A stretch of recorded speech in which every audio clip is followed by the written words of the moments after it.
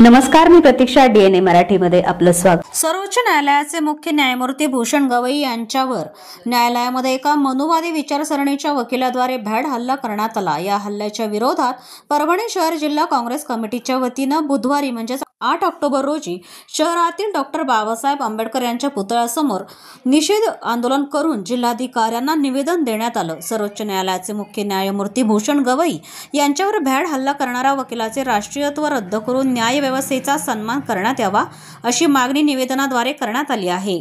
आज दिलेल्या निवेदनावर नदीम इनामदार, बाळासाहेब देशमुख, भगवान वाघमारे, गुलमीर खान, खदीर हाशमी, रवी सोनकांबळे, ॲडव्होकेट सय्यद एजाज, अतिक रहमान, आशिष वाकोडे, पठाण दुराणी, ॲडव्होकेट मुजाहिद, अभय देशमुख, अमोल जाधव सह काँग्रेस पदाधिकाऱ्यांच्या स्वाक्षऱ्या आहेत. प्रतिनिधी बालाजी कांबळे, DNA मराठी, परभणी.